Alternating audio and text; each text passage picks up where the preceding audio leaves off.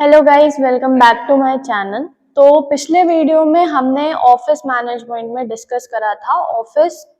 Management के objectives क्या होते हैं, कि हमें ऑफिस मैनेजमेंट क्यों पढ़ना होता है। तो उस पार्ट में हमने ऑफिस मैनेजमेंट के ऑब्जेक्टिव्स को डिस्कस कर लिया था। Today we will discuss office accommodation, कि जब हम ऑफिस बनाते हैं या ऑफिस का जो इंटीरियर होता है या जो ऑफिस का इंटरनल एनवायरनमेंट होता है, फिजिकली ऑफिस कैसा स्ट्रक्चर होता है, उसका क्या प्रॉपर चीजें रिक्वायरमेंट होती है। वहां पे लाइट्स होनी चाहिए, वेंटिलेशन होना चाहिए, प्रॉपर वाटर फैसिलिटी होनी चाहिए, मेडिकल फैसिलिटी होनी चाहिए। तो ऑफिस अकोमोडेशन को हम टू टाइप्स में स्टडी करते हैं।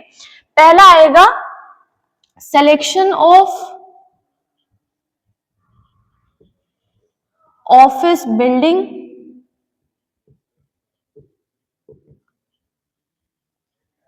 एंड सेकेंड आएगा सिलेक्शन ऑफ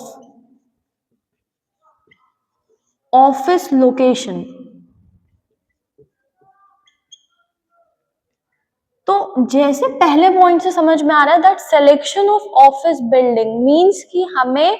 पहले क्या समझना है कि हम ऑफिस जहां पे हम अपना ऑफिस खोल रहे हैं, जहां पे हम अपना न्यू ऑफिस बना रहे हैं, उस बिल्डिंग का स्ट्रक्चर कैसा होना चाहिए, उस बिल्डिंग के अंदर क्या क्या रिक्वायरमेंट्स होनी चाहिए, क्या क्या चीजें हमें ध्यान में रखनी है ऑफिस बिल्ड करने के टाइम पे। और दूसरा पॉइंट है selection of office location means कि जहां पे हमारा ऑफिस बिल्ड होगा, जहां पे हमारा ऑफिस सेटअप होगा, उसकी लोकेशन कैसी रहनी चाहिए ताकि एम्प्लॉइज को इजीली एक्सेसिबल हो, उनको ट्रांसपोर्ट फैसिलिटी वहां के लिए मिल जाना चाहिए।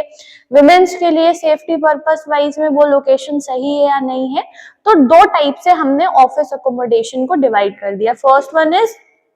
Office building and the second one is selection of office location. तो पहले हम डिस्कस करेंगे first point that is selection of office building, कि हमें ऑफिस बिल्डिंग के लिए क्या क्या चीजें जरूरी होती हैं। तो फर्स्ट जो पॉइंट है इसमें वो है शेप एंड साइज।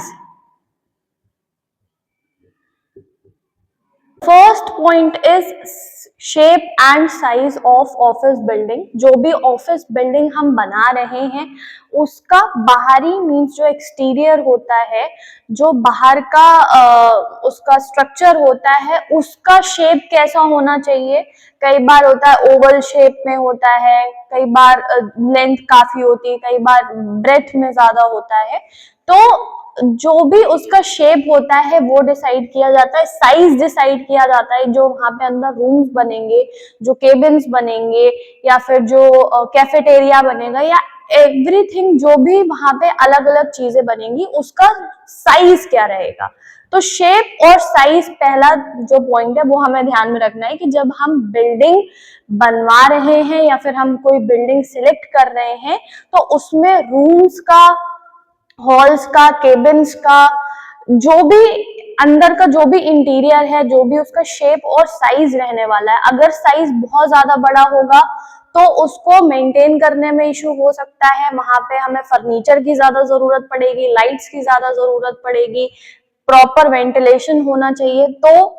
अगर साइज बहुत ज्यादा बड़ा है तो भी कहीं ना कहीं वो हमारे लिए डिसएडवांटेज होगा। और अगर कहीं पे भी साइज बहुत छोटा होता है, अगर रूम्स का साइज बहुत छोटा है और नंबर ऑफ एम्प्लॉइज वहां पे ज्यादा है, तो वेंटिलेशन के इश्यूज हो सकते हैं, नॉइस का इशू आएगा जिससे टेंशन क्रिएट हो सकती है और फोकस करने में प्रॉब्लम आ सकती है। तो शेप और साइज हमें देखना है कि हमारे ऑफिस बिल्डिंग का या रूम्स का कैसा शेप होना चाहिए। जैसे देखा होगा कि ऑफिस में या कहीं पे भी हम जहाँ पे फॉर्मल वर्क होता है वहां पे जो मेनली जो साइज होता है या शेप होता है रूम्स का, वो स्क्वायर शेप होता है, क्योंकि उसमें हम इक्वली बेंचेस को या टेबल्स को या जो भी हमारा कंप्यूटर सिस्टम है उसको हम इक्वली एक एरिया वाइज में डिस्टेंस बना बना के उसको हम इंसर्ट कर सकते हैं, उसको हम फ्रेम कर सकते हैं। तो इस वजह से हम शेप क्या जनरली यूज करते हैं कि हम स्क्वायर शेप रखते हैं रूम्स का। और या फिर आप रेक्टेंगल शेप देख लो कि लंबाई ज्यादा होती है, चौड़ाई बहुत ज्यादा नहीं होती है। तो शेप और साइज हमारा फर्स्ट पॉइंट हो गया कि पहले ऑफिस बिल्डिंग में हमें क्या ध्यान में रखना है कि हम रूम्स का या फिर अपने ऑफिस की जो बिल्डिंग है उसका शेप और उसका साइज कैसा होगा। Now the second point is lighting and ventilation.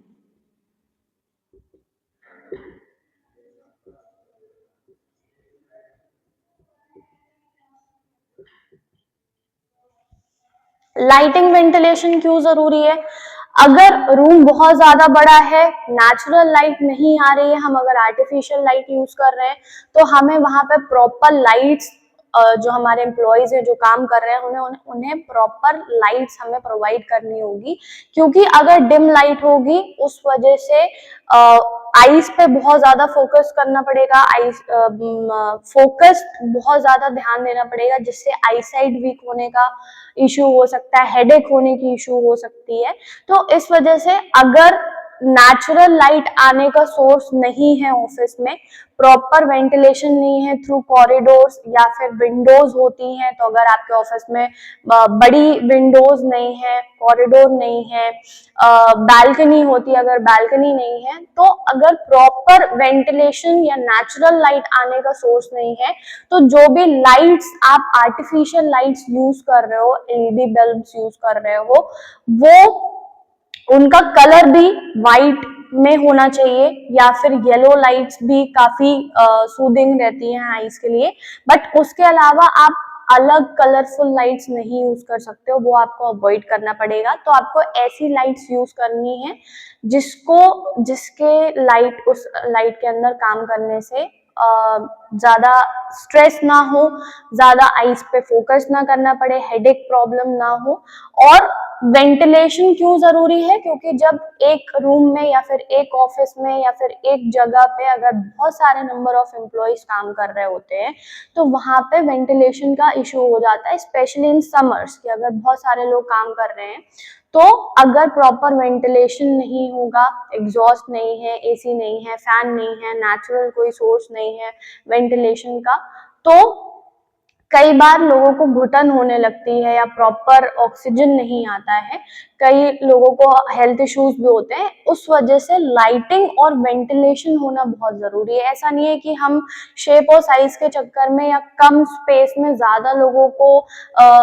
बैठाने के चक्कर में हम लाइट वेंटिलेशन से कॉम्प्रोमाइज कर लें। अगर हम वहां पे कॉम्प्रोमाइज करेंगे, प्रॉपर वेंटिलेशन नहीं होगा, तो हेल्थ इश्यूज होने में या फिर स्ट्रेस क्रिएट होता है एम्प्लॉयज के बीच में। तो लाइटिंग जो भी हम चूज कर रहे हैं, जो प्रॉपर लाइटिंग होनी चाहिए, बहुत ज्यादा ब्राइट लाइट्स भी नहीं होनी चाहिए और बहुत डिम लाइट्स भी नहीं होनी चाहिए जहां पे आप ऑफिशियली काम कर रहे हो। अगर आप कैंटीन एरिया में जाओ या फिर आप कॉरिडोर में जाओ या फिर चिल एरिया में जाओ, वहां पे अगर लाइट्स थोड़ी सी भी डिम है तो वो चीज कॉम्प्रोमाइज हो सकती है। बट अगर आप जहाँ पे पेपर वर्क कर रहे हो, जहाँ पे आपको प्रॉपर लाइट की नीड है, वहां पे हम लाइट से कॉम्प्रोमाइज नहीं कर सकते हैं। हमें एक डेस्क लाइट प्रोवाइड करना जरूरी है। Apart from that,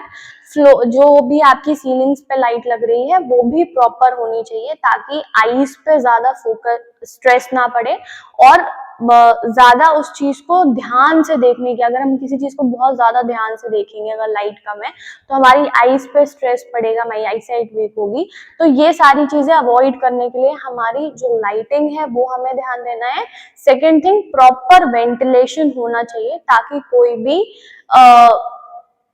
rest of the issues ना क्रिएट हो। ठीक है।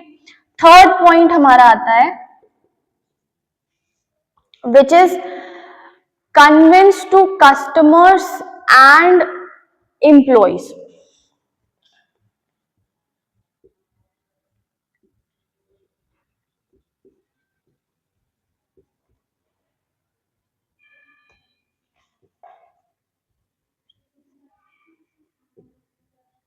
अब इसको तो हम काइंड ऑफ लोकेशन के साथ भी लिंक कर सकते हैं कि जो भी हमारे कस्टमर्स हैं या फिर जो एम्प्लॉयज हमारी कंपनी में काम कर रहे हैं, जिनके लिए हम ऑफिस बना रहे हैं, जिनके लिए हम इतना ज्यादा चीजें देख रहे हैं कि उनके लिए शेप साइज होना चाहिए, प्रॉपर लाइटिंग होनी चाहिए, प्रॉपर वेंटिलेशन होना चाहिए एम्प्लॉयज के लिए, क्योंकि कस्टमर्स तो कुछ टाइम के लिए ही वहां पे आते हैं, बट एम्प्लॉयज जो होते हैं वो वहां पे अपने दिन का सबसे ज्यादा जो टाइम है वो किसी ऑफिस में ही स्पेंड करते हैं, जिस वजह से वहां की जो फैसिलिटीज हैं वो प्रॉपर होना बहुत जरूरी है, क्योंकि एम्प्लॉय 7 to 8 आवर्स किसी जगह पे अपना बिता रहा है और डेली बेसिस पे बिता रहा है, सैटरडे संडे ऑफ है या फेस्टिवल्स में ऑफ है, रेस्ट ऑफ द टाइम वो रोज आके ऑफिस में काम कर रहा है। तो एम्प्लॉयज तो हमारी मेन प्रायोरिटी है कि उन्हें कोई भी इशू या उन्हें भी कोई भी प्रॉब्लम ना क्रिएट हो। कस्टमर्स तो कुछ टाइम के लिए आते हैं, बट उनको भी फोकस करना इसलिए जरूरी होता है क्योंकि कहीं ना कहीं हमारी कंपनी की या हमारे ब्रांड की जो इमेज क्रिएट होती है वो इसी से होती है। अगर कस्टमर्स आते हैं, कभी कभी आते हैं कस्टमर्स, डेली बेसिस पे कस्टमर्स नहीं आते हैं, बट कभी इन केस कस्टमर्स आ रहे हैं ऑफिस विजिट करने के लिए या फिर कभी न्यू एम्प्लॉयज आ रहे हैं इंटरव्यूज देने के लिए, यंग टैलेंटेड एम्प्लॉयज आ रहे हैं, आपको हायरिंग करनी है, तो अगर आपके ऑफिस का जो बिल्डिंग है या स्ट्रक्चर है अगर वो प्रॉपर नहीं होगा या वहां पे जो फैसिलिटीज हैं वो प्रॉपर नहीं होंगी, तो हो सकता है कि एम्प्लॉयज वहां पे काम करने पे ना खुश हो या फिर वो काम करने के लिए नाराजी हो। कस्टमर्स कैसे देखते हैं, अगर आप अपने एम्प्लॉयज को अच्छी फैसिलिटीज प्रोवाइड कर रहे हो, जैसे एमएनसीज कंपनी है वो फूड फैसिलिटी प्रोवाइड करती है, proper clean washroom, sanitize washroom है, हेल्थ फैसिलिटीज हैं कि जो प्रॉपर या कॉमन बेसिक जो मेडिकल बॉक्स होता है वो वहां पे प्रोवाइडेड होता है, कैंटीन होती है, तो जो बेसिक नेसेसिटीज हैं डेली रूटीन में जो हमें चाहिए होता है इन केस कभी जरूरत हो जाए, तो अगर वो चीजें कोई कंपनी अपने एम्प्लॉयज के लिए इतना कर रही है तो कस्टमर्स के सामने उसकी एक पॉजिटिव इमेज क्रिएट होती है। वहीं पे अगर वॉशरूम्स अच्छे नहीं होंगे, क्लीन वॉशरूम्स नहीं है, प्रॉपर वाटर की फैसिलिटी नहीं है, फैंस एसी सब प्रोवाइड है बट वर्क नहीं कर रहे हैं, मशीन्स प्रॉपर काम नहीं कर रही, इक्विपमेंट्स जो भी हैं, तो वहां पे कहीं ना कहीं एक नेगेटिव इमेज पोर्ट्रे होती है, जिस वजह से हमें कस्टमर्स पे भी ध्यान देना है, बट मेन प्रायोरिटी हमारी एम्प्लॉयज रहेगी, क्योंकि एम्प्लॉयज ही हैं जो वहां पे काम करते हैं, हमारी कंपनी के लिए वर्क करते हैं, बहुत ज्यादा समय बिताते हैं